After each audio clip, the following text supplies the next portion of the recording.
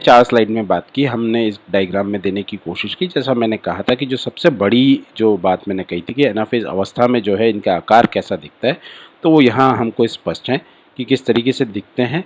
हमारे पास V shape में है तो मेटासेंट्रिक हैं, एल शेप में है तो सब मेटासेंट्रिक हैं, जे शेप में है तो एक्रोसेंट्रिक हैं, और उसके बाद आई शेप में दिखते हैं तो टीलोसेंट्रिक है। और यहाँ पे जब हम बात करते हैं तो सेंट्रोमियर की पोजीशन की बात करते हैं तो मेटासेंट्रिक में बीच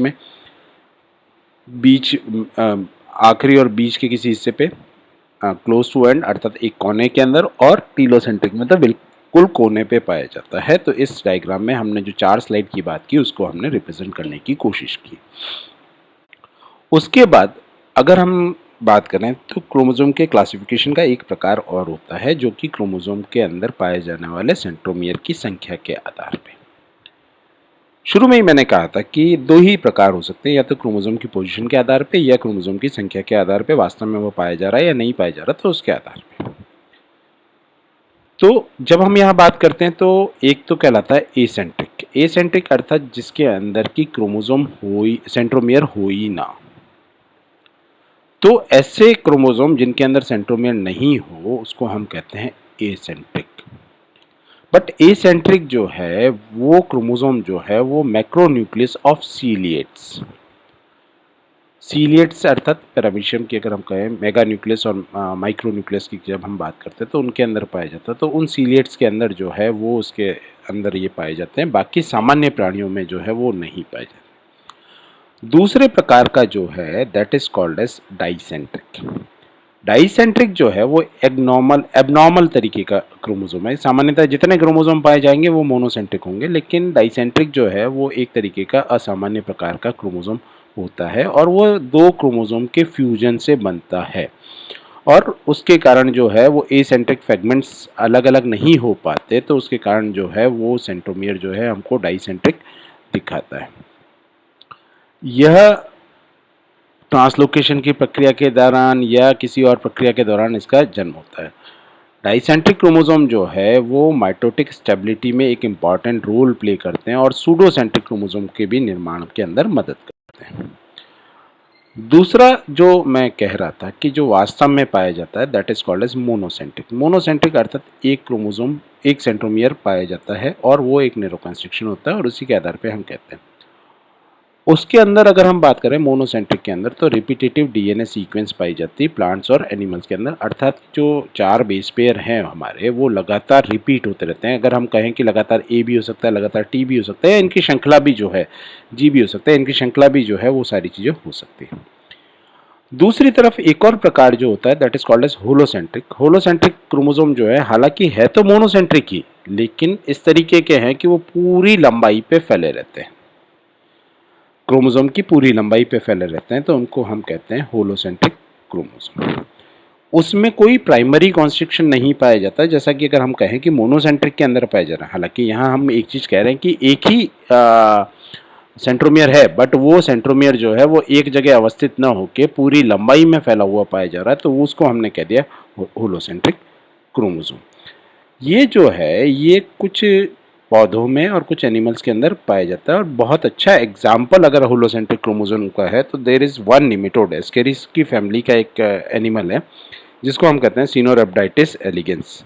उस सिनोरेप्टाइटिस एलिगेंस के अंदर जो है वह होलोसेंट्रिक क्रोमोसोम पाया जाता है। दिस इज एग्जाम्पल ऑफ कि मोनोसेंट्रिक और होलोसेंट्रिक जो है वो किस तरीके के दिखाई देते हैं। तो दिस इज अ होलोसेंट्रिक क्रोमोसोम जो कि पूरी लंबाई के अंदर पाया जा रहा है, तो ये एक चीज है। अगर हम एक और हमारे पास क्लासिफिकेशन का तरीका होता है कि उसको हम 2 हिस्सों में बांटते हैं, एक को हम कहते हैं ऑटोसोम और दूसरा वाला जो कहलाता है हमारा सेक्स क्रोमोसोम। ऑटोसोम और सेक्स क्रोमोसोम जो क्लासिफिकेशन का आधार है, यदि जीव की औतिक कोशिकाओं में पाया जाए कोई क्रोमोसोम या जो उसके सोमेटिक लक्षणों को दिखाए तो उसको हम कहते हैं ऑटोसोम, और जो जर्मिनल लक्षणों को दिखाए अर्थात जिसका योगदान लिंग निर्धारण में हो, ऐसे क्रोमोसोम जिनका योगदान लिंग निर्धारण में हो उनको हम कहते हैं सेक्स क्रोमोसोम, और ऐसे क्रोमोसोम जिनका योगदान शरीर के अन्य लक्षणों के निर्धारण में हो उनको हम ऑटोसोम कहते हैं। सामान्यतः अगर हम मनुष्य की बात करें तो उनके अंदर 1 से लेके 22 तक, क्योंकि हम मनुष्य की जब बात करते हैं तो उसके अंदर हम कहते हैं कि 23 जोड़ी क्रोमोसोम पाए जाते हैं। तो 1 से लेके 22 जोड़ी जो क्रोमोसोम है वो तो ऑटोसोम है, और 23वां जो जोड़ी है हमारे, जिसको हम XX या XY कहते हैं, वह जो है वह सेक्स क्रोमोसोम है। मनुष्यों में हम कहते हैं कि XY प्रकार का है, लेकिन अन्य जीवों में जो है ये XO, ZW और ZO प्रकार का भी जो है वो पाया जा सकता है। ऑटोसोम जो है वो मेंडल के नियमों की पालना करते हैं, जबकि सेक्स क्रोमोसोम जो है वो मेंडल के नियमों की पालना नहीं करते। अलग अलग जीवों में अलग अलग जीन कैरी किए जाते हैं हर एक के अंदर। मनुष्य के अंदर अगर हम कहते हैं 30,000 जीन है, तो वो 30,000 जीन इन 22 क्रोमोसोम बल्कि 23 जोड़ी क्रोमोसोम्स के ऊपर पाए जाते हैं। तो इस पूरे लेक्चर में हमने जाना कि क्रोमोसोम का वर्गीकरण जो है वो हमने 3 आधार पे किया। एक तो सेंट्रोमियर की पोजीशन के आधार पे, दूसरा सेंट्रोमियर की संख्या के आधार पे, और तीसरा वो कहाँ पाए जा रहे हैं, औतिक कोशिकाओं में पाए जा रहे हैं या जनन कोशिकाओं में पाए जा रहे हैं, उसके आधार पे किया। तो पहला वाला अगर हम कहें कि उसके आधार पे किया, तो हमने कहा कि 4 प्रकार के हैं: मेटासेंट्रिक, सब मेटासेंट्रिक, एक्रोसेंट्रिक और टीलोसेंट्रिक।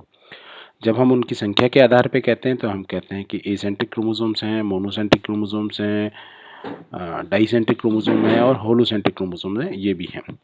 तो यहाँ मैं अपनी बात ख़त्म करता हूँ, और जो किताबें मैंने रेफ़र की वो आपके सामने हैं। मॉलिक्यूलर बायोलॉजी वर्मा अग्रवाल की किताब है, डी रॉबर्टिस की किताब, PK गुप्ता की किताब और बुकर की किताब जो है वो मैंने रेफ़र की है। आप लोग भी चाहें तो इन किताबों को रेफ़र कर सकते हैं। धन्यवाद। आज यहीं ख़त्म करते हैं।